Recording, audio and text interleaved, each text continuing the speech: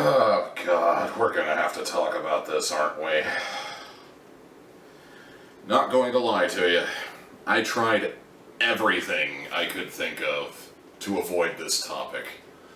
Partly because the Snyderverse fanboys are at their absolute most obnoxious right now, but mostly just because I don't want to be that guy.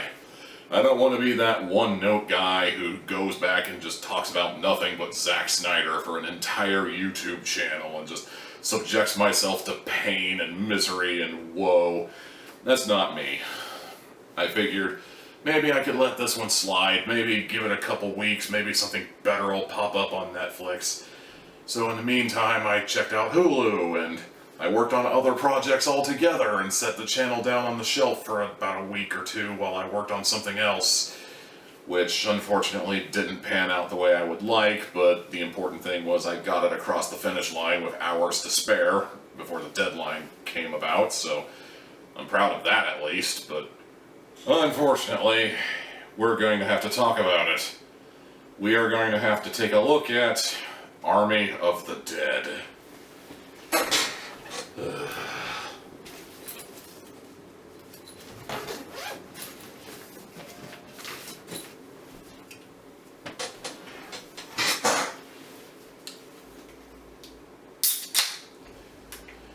Get your helmets, kids. This one's probably gonna suck.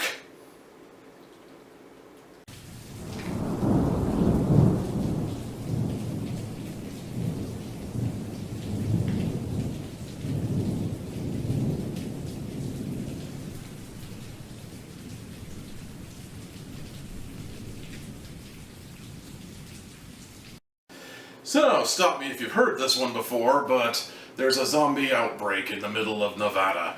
Las Vegas becomes Zombie City.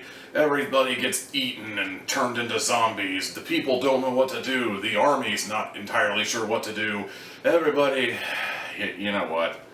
I'm just gonna stop the act entirely. This is a zombie movie. It's the premise of literally every zombie movie ever, where zombies take over, etc. You know, you've seen this movie before.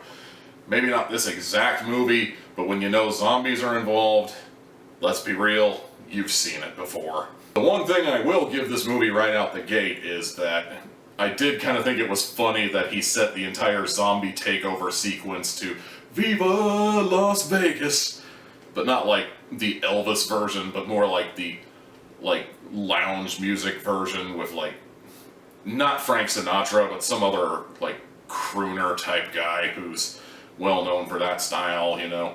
It was a funny idea for about a minute, but Jesus Christ did they drag that shit on and on and on. Seriously, there's a reason the wrap it up sign exists, because by the time it got to the girl vocals, I remember thinking, Jesus Christ, we're still doing this? Seriously? You made your point. The zombies won. Las Vegas has gone to hell. Move on.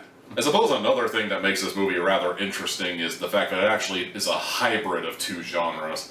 Zombie apocalypse and Ocean's 11 style heist movie. I don't think I've ever seen anyone do that before, but I'll admit I've never seen every single zombie movie ever made, because when you've seen 2 or 3 of them, they all kind of start to repeat and they all kind of start to blend in with each other, and it really gets old in a hurry. The heist in question revolves around $200 million in cash inside a vault that got locked up in a casino before the zombie outbreak took place.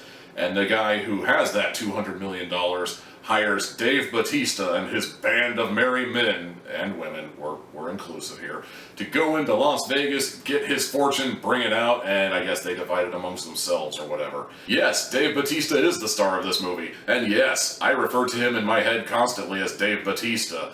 I know his name was like John or Stan or something, but he's Dave Bautista, come on now. Because it's a Zack Snyder movie, everything takes for fucking ever, and we don't actually get into the action and see any actual zombies until like an hour in to a 2.5 hour long movie. Like, I understand we have to build the team and all, but couldn't we just do a montage? I mean, you did a montage the first time. Of course, knowing how Zack Snyder does things, it probably would have taken 20 minutes to do the montage, so we'd basically be right where we started. And of course, because it's a movie made in 2021 and most likely 2020 as well, we have to constantly remind the audience that straight white men abuse their power and are horrible people and they voted for Trump and we should hate them all or whatever the shtick is anymore. Frankly, I'd make a joke about it, but at this point, I'm just so tired.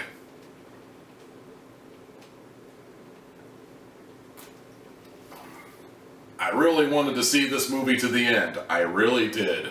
I really wanted to give Zack Snyder the benefit of the doubt because I liked 300. I liked The Watchmen, you know?